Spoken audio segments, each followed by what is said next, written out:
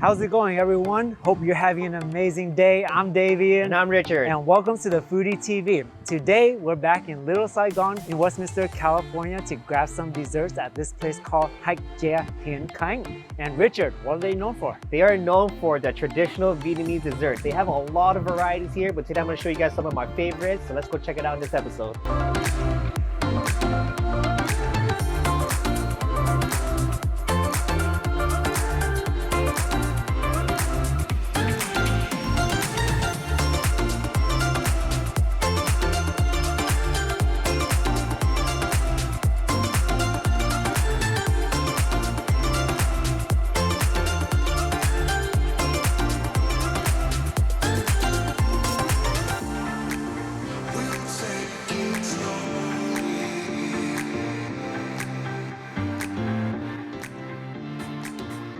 All right, guys, we're finally back home. We picked up several different desserts as you can see here, and we're gonna walk through each one and let you guys know what it is and how it tastes. Starting with this first one in Vietnamese, it's called Sâm Bò Lượng. And Richard, what's the English name? So this is a Vietnamese iced dessert with Chinese herbal ingredients. So there's a lot of stuff in there, but we'll go through it once we start trying it. Yeah. All right, let's take a spoon. All right, Full. let's go. I feel like we need our forks for this because the spoon might just... So? Yeah, because there's so much stringy stuff in there, All right. as you guys can see. Boom. Oh, there's a lot There's a lot of very different things. There's a lot of stringy seaweed. We have goji berries. We have white fungus. It gets its sweetness from added sugar and also like the dried fruits. You got the jello, you got the seaweed or kelp, jujubes, and you got the goji berries. Same thing, trying to copy Davian with his bowl. And then this is the white fungus, guys. It's not actual fungus, it's a mushroom. Yeah, and this is like a lotus seed right here. Looks super cool. And I know it sounds super weird. Yeah, it's a as lot we're of... describing it, it's a lot of things in it, but it's a nice, refreshing dessert. Yeah, this is gonna make it, it's like one of those things where you eat on a hot day and it cools your body down right away. So that's why Asian people love this stuff. They love it. They go crazy for it. All right, so let's take go. a bite. Cheers. Cheers.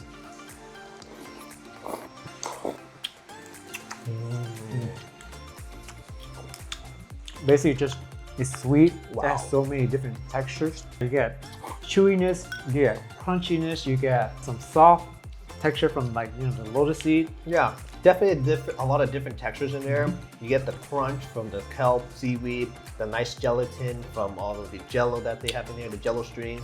And then you also get jujube, which is like dates. Chinese dates. Super refreshing. They even de-seed it, so then that way you're not biting into the seed and then almost breaking your teeth. So that was very nice. Usually when I eat jujubes, there's always like the seed in there. Yeah. So this is actually one of my favorite jia, as you call it, because it's just nice, light, refreshing. It is As you amazing. can see, I'm done with my bowl. So many different textures in there. Awesome and fun to eat. Definitely get this. Can never go wrong with this one. All right. Okay, as he's still finishing his bowl, I'm going to explain the second one right here.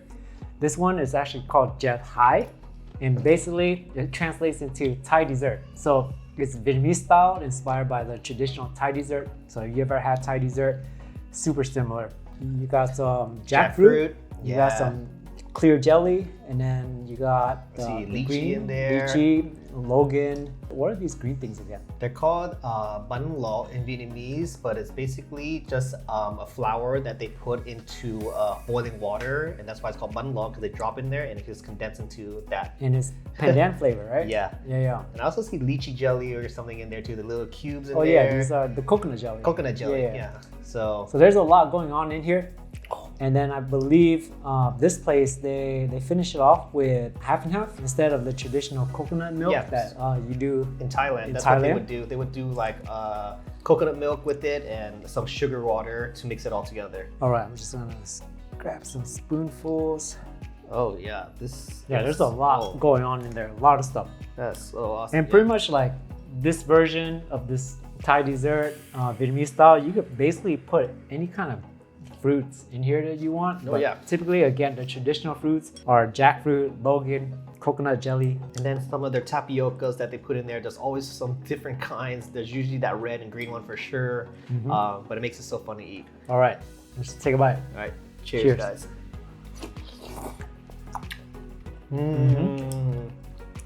Again, refreshing. Super refreshing.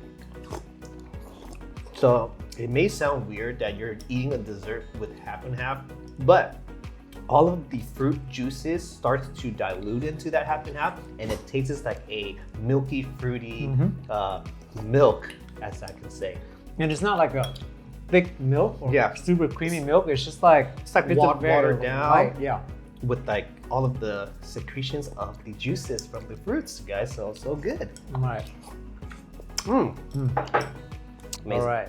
Moving on to our third dessert we got here. I know this might look a little strange to all of you that haven't had this before, but this is Bánh Chuối hấp, which translates into banana steamed cake. This is super good. It's made with tapioca flour, I believe. It has banana slices in it, and they just steam it. And it comes with coconut cream. You basically pour it in, or you can dip it. I usually like to do the dipping method, just to control how much coconut milk I get on my piece of cake. I like that. That's a good idea.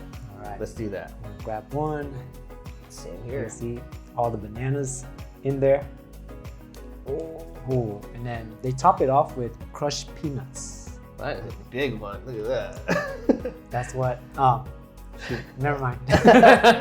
So you see the crushed peanuts in there. They also put like some type of salt on there too, so it adds like a little savory to the sweetness, which is a very good idea, Alright. I believe. Okay, I'm gonna dip go. it. I like a lot of coconut. Ooh. I'm gonna do it half and half, half dip and half no dip, just to see the different flavors. I'll let you guys know if you guys should definitely dip or not. Cheers.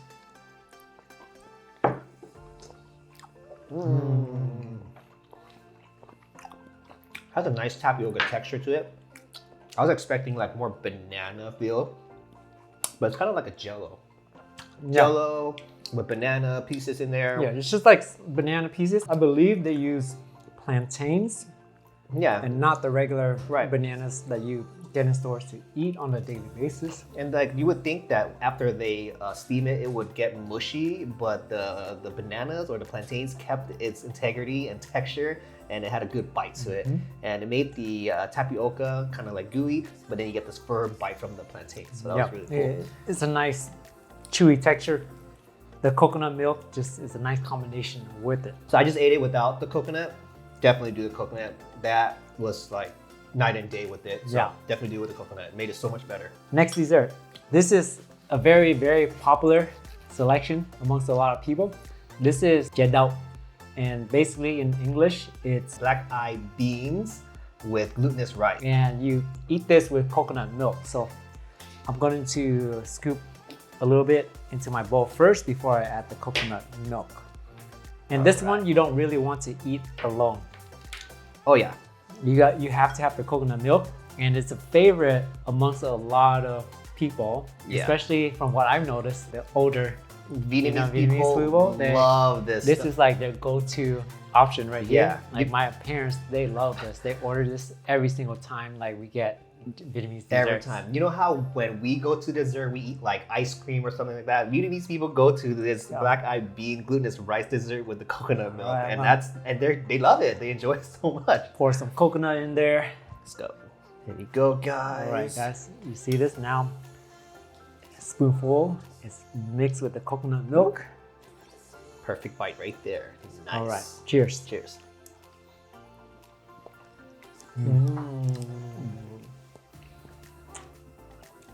Oh, You would think that eating beans is kind of like a weird dessert, but I don't know how they cook this to make it that sweet.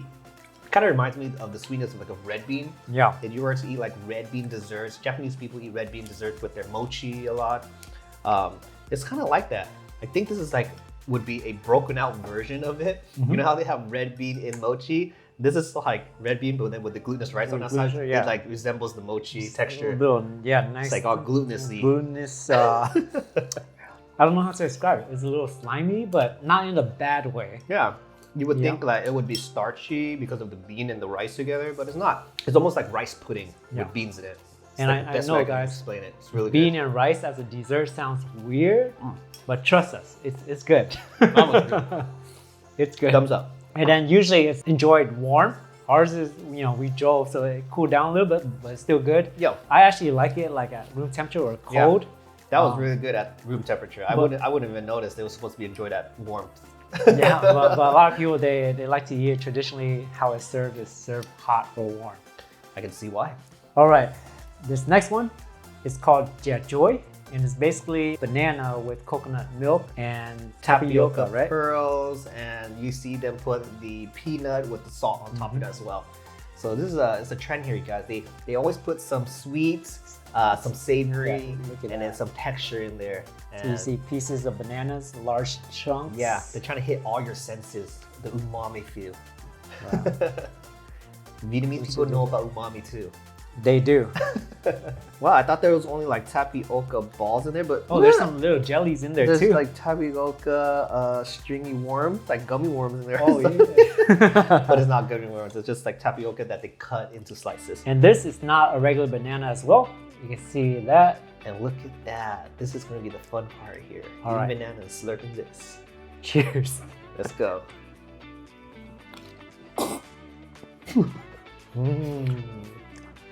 Yeah, wow. That was a big slurp, bro. Yep. You know, in Japan, the more you slurp, the more you appreciate the food, and that's how the chef knows it was delicious. Okay. It's good. This was a fun one to eat. If you like bananas, this is a good one. It's not as sweet as the banana steam cake that we ate. Yeah. This one was a little bit more like, almost borderline tarty, but it wasn't.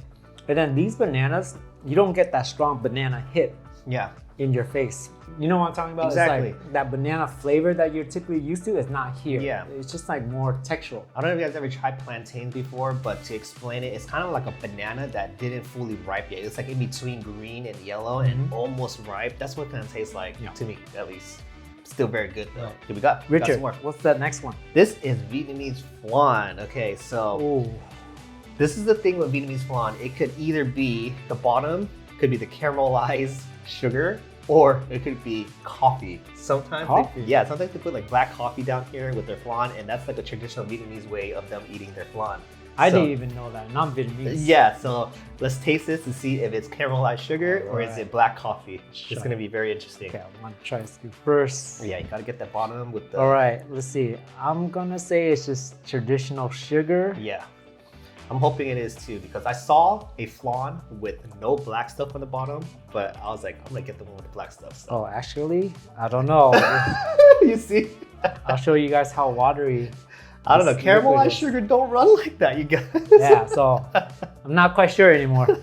Oh, look at that, guys. Look how jiggly that is. Cheers. Cheers. It was not the coffee. It's not coffee. It's definitely some type of caramel, but it's not, they don't, how do you explain this? It's like very light. It's very light. It's not like a dark caramel. It's nice. Sugar. It's kind of like a roasted sugar, if that makes any sense. It's caramelized sugar, but it's not to the point where it tastes like burnt or the flavor is like punching you in the face. It kind of tastes like roasted sugar to me. I don't know if that makes sense. It's very subtle. It's like a chocolate sugar, maybe. I don't know, but it's good. It's good. I like it. And then the flan itself is very light. Oh yeah, the flan. Why are we talking about the flan? Why are we talking about the sugar? This flan, look at this. It jiggles so nice, and the mouthfeel of it was really fun to eat. It was great. And with flan, in my experience, depending on like where you go, what country you're in, there's a different version, and the levels of creaminess and everything like that is totally different on all different levels. Yes. You know what this reminds me of? Creme brulee.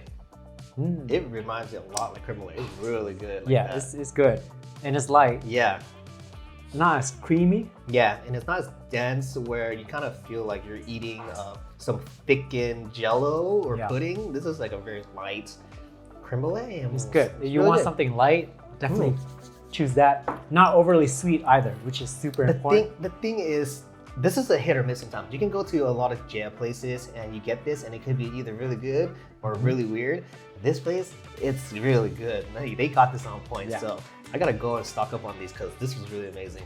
Okay, so last one. Not only that we got wet soupy desserts, refreshing desserts, there's dry ones too, you guys. This is Durian glutinous rice. They call it soy. Soy Riêng. Soy Riêng. So you see the Riêng right there? They turn it into a paste almost. Or is that like a cream? No, I think that's the mung bean that they taught. So this is mung bean. The yellow stuff is mung bean with the peanut and the savory salt, and then the soy, the glutinous rice is actually where they put the durian in there and they mix it together. There's like pieces of durian in it. Check that out, you guys. And this is the only place that I know that has durian glutinous rice. I don't know anywhere else that serves durian, let alone there's not a lot of places that serve anything durian at all, because as you guys know, durian has a smell. To me, it smells great because I grew up. It's like a sweet flavor to me too. And I love it. But to a lot of people who's never ever came across it or encountered it, it smells like a lot of different things. Yeah, things that are not pleasant to other people. But we like it, so we're gonna try it and tell you our opinion about it. All right, so let's go. Let's go. And it also comes with coconut milk to top it off. I'm gonna get that good chunk with the mung bean. And the rice, and you see the durian fiber that's in there. Okay, super cool. This one I'm gonna go without anything first, just to get the durian. There's a big chunk right here. Let's see how it tastes. Let's go. Cheers. Cheers.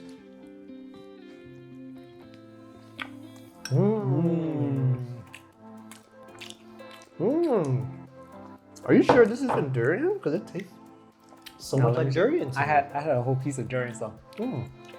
Or is it mung bean?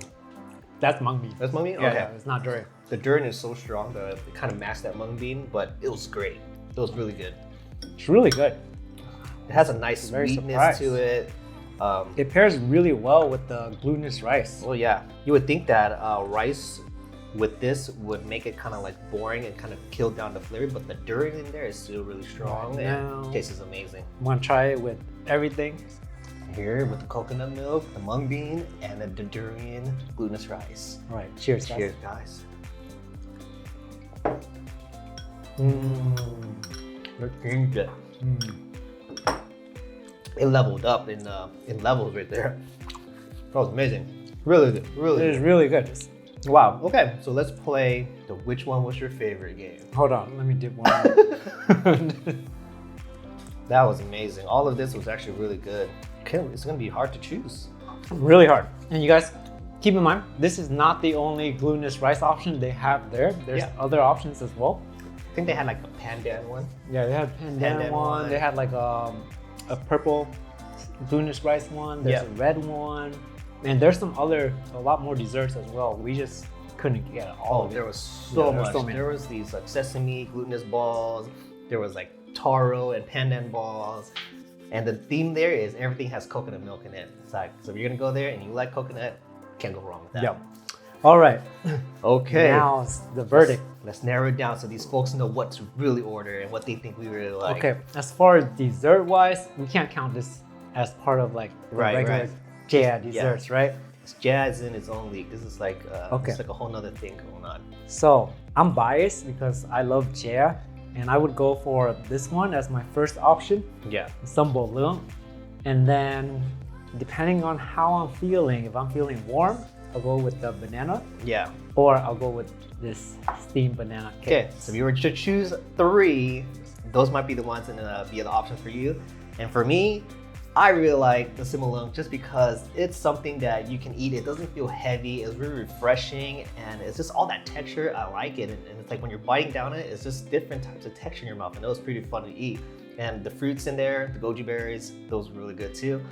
Again, I want something refreshing, so this Chè Thai was super amazing. My wife loves this stuff and she put me on, and every time she eats it, I'm always sneaking a few bowls of this, and then sometimes I eat it all, she gets mad at me. So you gotta really control yourself when you eat this. That's my 2 favorite, and third would be this flan. I don't know, I like it because it tastes so much like creme brulee, and creme brulee is really hard to find and that's cheap, and this was like a cheap way to find something to replace that. Yeah. Okay, so you can't go wrong with any of the options, and if you've never had Vietnamese desserts before, definitely worth a try. This place is one of the few places that specializes in Vietnamese desserts, so worth a visit if you're in the area. If you guys have any comments or suggestions on places that we should eat, leave it in the comments below, and we'll see you guys in the next episode of the Foodie TV. Bye. Peace.